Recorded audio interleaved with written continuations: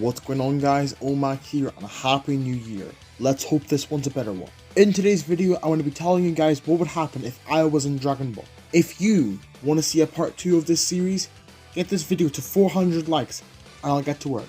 Now, with all that being said, let's begin, shall we? So, our story begins with me in a boring math class on a Monday morning, and the teacher is teaching the class algebra, but I can't hear at all because I have my earphones in. But during her class, I feel myself starting to fall asleep, but I try very hard to stay awake, but it's near impossible. Algebra is just too goddamn boring. Anyways, the very second I shut my eyes in the classroom, I would open them, and I see that it's pitch black, and I think I'm in some sort of forest, a jungle perhaps? I really do have no idea, but I would look down and see my hands. Why are my hands small and childlike? They don't look real at all, they look animated. Actually, everything around me looks animated, from the grass, to the sky, to the trees, everything. But for some reason, I would wake up on the ground, so I would get up to my feet.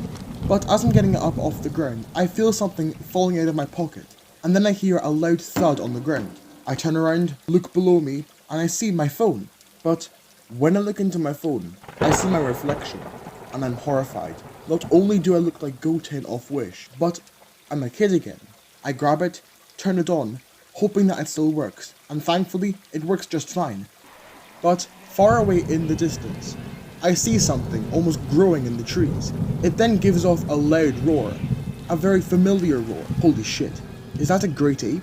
Oh my god, I think to myself. It's late at night, I'm in a forest, and I'm now watching a great ape roar.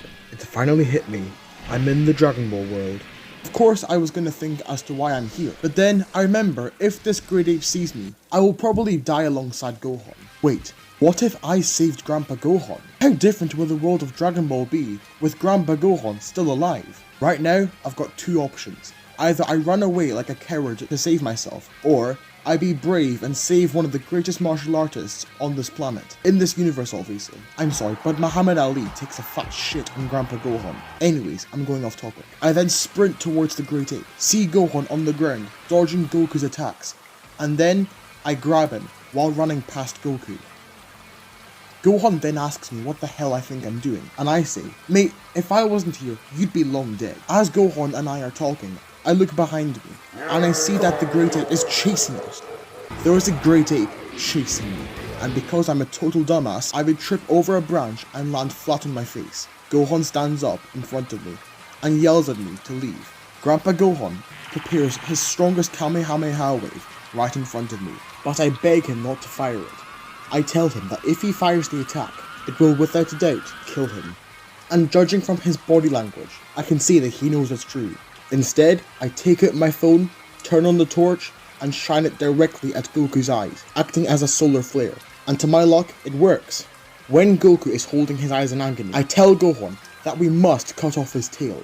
It's the only way to restore him to his regular size. Gohan then says to me that he has a hunting knife in his jacket pocket, and I ask him to hand it over to me. But, to my luck, Goku, while blinded, trips over a tree and falls to the ground, sending shockwaves throughout the entire area. Me and Gohan run over towards Goku and slice his tail off. After Goku's back to normal, Gohan picks him up, and then we make our way back to Gohan's house. On our walk back home, Gohan asks me what my name is, and I tell him my name is Oliver.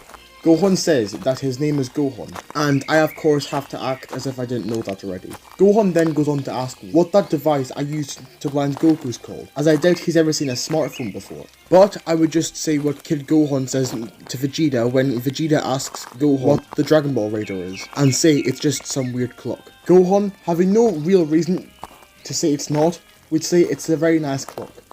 Back at Gohan's, Gohan puts Goku to bed and asks me if I want to stay the night and have dinner with him. And of course I would say yes, because it's free food and a free place to stay. Why the hell would I say no? Me and Gohan go off and hunt for food. We're both starving after that battle and are in desperate need of a good meal. On our hunt, Gohan spots a deer and tells me to wait behind the tree.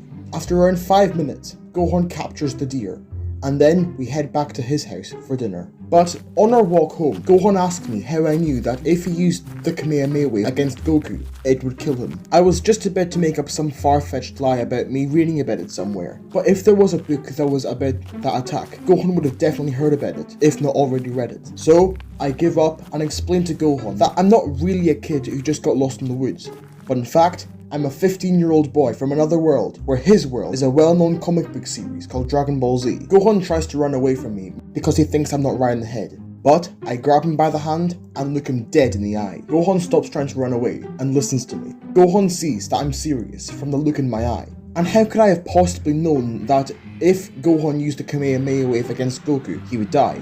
And also, how would I have known that if you cut off Goku's tail, he reverts? Gohan is about to ask me what I want to do, but he quickly changes his words to, "What am I meant to do?" as he knows that I know what events are destined to happen. I tell Gohan that he should take Gohan and I to Roshi's tomorrow morning, so Roshi can teach us martial arts. Gohan would be taken aback by how I know who Roshi is, and then says that yes, he will take Goku and I to Roshi's island first thing tomorrow morning. When Gohan and I get back to the house, Goku is still asleep, and Gohan starts to cook the meal while we talk more about the future and what events are to come. I tell Gohan that Goku's real name is Kakarot, and he is one of the last survivors of the Saiyan race. And Gohan, well, he'd believe this. So that's why he turned it into a giant ape. And I would tell him that the giant ape is called a great ape. And one more thing, I forgot to mention. I would also tell Gohan that Goku turns into the Uzuru when he looks at the full moon with his tail. I just forgot to put that in the script, so I'm sorry about that. Anyways, back to the video. After that, I tell Gohan that in a decade or so, Goku's evil Saiyan brother Raditz will come to Earth and kidnap Goku's son. Gohan slams his fist on the table in absolute disbelief. Goku has a son? Gohan then asks me what Goku will call his son, and I tell him that Goku names his son after himself by calling the kid Gohan. Gohan sheds a tear of happiness. So, the old man really means that much to Goku then, huh? Gohan could not be more proud. But I think that's plenty information for Gohan right now. I'd rather not spoil everything for him, you know. Ha, you thought that was the end of the video? Ha, you guessed wrong, lol. Anyways, after that I put my head down on the table for a while. After running from a giant ape, I'm pretty damn tired. And plus, my legs are a lot smaller to what I'm used to, so yeah, I'm pretty exhausted. But around half an hour later, I get a tap on my shoulder. I look up and I see Gohan holding my plate out to me. The food looks delicious, and I devour it in minutes, with Goku beside me, eating his food just as fast. And by the time Gohan finally sits down to have his own food, me and Goku have already finished our food. Yeah, me and Goku are pretty damn hungry. After dinner, we all go to bed, because tomorrow, we've got a very long day of travelling ahead of us. So, it's best to get as much rest as possible. But that, in my opinion, is a great place to end off for right now.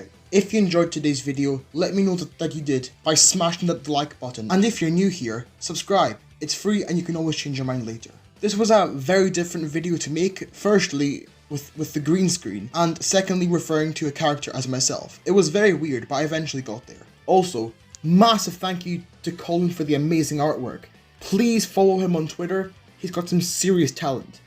Link is down below. Anyways, that is plenty from me for today. Thanks for watching as always. Bye for now. Cheers.